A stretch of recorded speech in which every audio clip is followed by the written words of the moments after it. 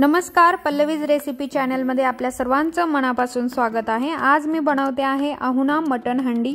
याला चंपारण मटन असं देखील म्हटलं जातं आणि ही रेसिपी बिहारी स्टाईल मी बनवलेली आहे। पूर्ण रेसिपी इथे मी डिटेल मध्ये दाखवण्याचा प्रयत्न केलेला आहे। शक्यतो ही रेसिपी कोळशाच्या चुलीवरच बनवली जाते, तेव्हाच ही रेसिपी हवी तशी तयार होते।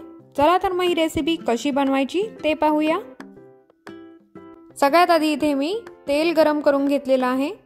या तेलामध्ये आपल्याला आता ड्राय मसाले ऍड करायचे आहे। काश्मीरी लाल मिरची, त्यानंतर लाल तिखट, धना पावडर, गरम मसाला, सुकी लाल मिरची आणि एक दालचिनीचा तुकडा, एक मोठी वेलची, 4 छोट्या वेलच्या, मिरे आणि चवीनुसार मीठ यामध्ये ऍड करायचं आहे। त्यानंतर 2 तेजपत्ता, हळद आणि क्रश केलेला इथं आलं लसूण आहे। 3 टेबलस्पून हा मी यामध्ये ऍड केलेला आहे। 500 ग्रॅम इथे स्लाइस केलेला कांदा मी यामध्ये ऍड केलेला आहे। तसेच इथे कोथिंबीर देखील ऍड केलेली आहे। आता हे सर्व आपल्याला व्यवस्थित असं मिक्स करून घ्यायचं आहे। सर्व मसाले व्यवस्थित कांद्यावर कोट करून घ्यायचे आहेत।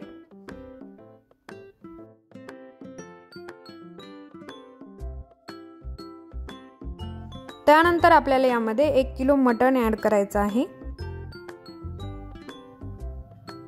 हे देखील व्यवस्थित मिक्स करून घ्यायचं आहे।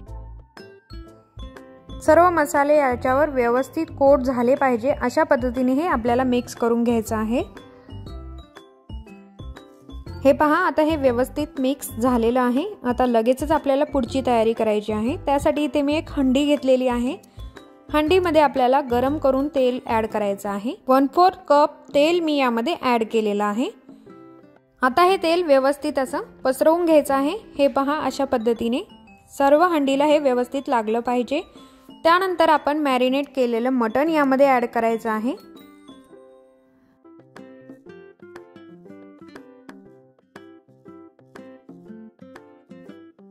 मॅरिनेट केलेलं मटण ऍड केल्यानंतर यामध्ये 1 कप कोथिंबीर ऍड करायची आहे। त्यानंतर यामध्ये 4 अख्खे लसूण ऍड करायचे आहेत। आता हे सर्व परत एकदा छान व्यवस्थित असं मिक्स करून घ्यायचं आहे। आता हे मॅरिनेशन पूर्णपणे तयार झालेलं आहे। आता वेळ आहे याला सील करण्याची। तर इथे मी कणिक घेतलेली आहे व कणकेने असं हे झाकण व्यवस्थित असं सील करून घ्यायचं आहे। मी इथे काचेचं झाकण घेतलेलं आहे। याचं कारण हे आहे की या झाकणाला होल आहे व हवा रिलीज होण्यास यात मदत होईल, म्हणून मी हे झाकण घेतलेलं आहे। आता इथे आपली चूल देखील व्यवस्थित रेडी झालेली आहे। आता या तयार चुलीवर आपल्याला हे भांडं जे आहे ते ठेवून द्यायचं आहे व जवळजवळ 1 तास आपल्याला हे अहुना मटण शिजवायचं आहे व 1 तासाच्या दरम्यान आपल्याला हे अधूनमधून असं काढायचं आहे। आता इथे 15 मिनिटे झालेली आहेत। 15 मिनिटांनंतर मी इथे हे काढून घेतलेलं आहे व काढल्यानंतर आपल्याला अशा पद्धतीने हे हलवून घ्यायचं आहे, जेणेकरून हे खाली लागू नये व व्यवस्थित एकसारखं सगळीकडून शिजलं जावं, म्हणून ही प्रोसेस करणं खूप गरजेचं आहे। थोड्या थोड्या वेळाने हे भांडं आपल्याला बाहेर काढून घ्यायचं आहे व हलवून घ्यायचं आहे व परत शिजण्यासाठी ठेवायचं आहे।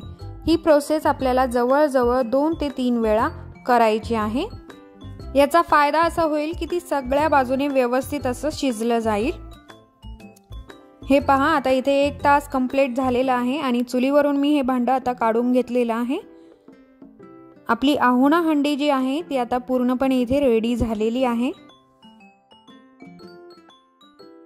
तुम्ही पाहू शकता इथे किती छान कलर याला आलेला आहे आणि विशेष म्हणजे या हंडीमध्ये आपण जराही पाण्याचा उपयोग केलेला नाही, पण इथे पाणी किती रिलीज झालेलं आहे तुम्ही पाहू शकता। कारण जो कांदा आपण यामध्ये ऍड केलेला होता त्याने पाणी सोडलेलं आहे व त्याचं रूपांतर पाण्यामध्ये झालेलं आहे। त्यामुळे या रेसिपीमध्ये आपल्याला पाण्याची आवश्यकता पडत नाही। आणि इथे तुम्ही पाहू शकता मटण देखील एकदम व्यवस्थित असं शिजलेलं आहे। अशा पद्धतीने अहुना हंडी आपली इथे बनवून रेडी झालेली आहे आणि आता मी याची प्लेटिंग करत आहे।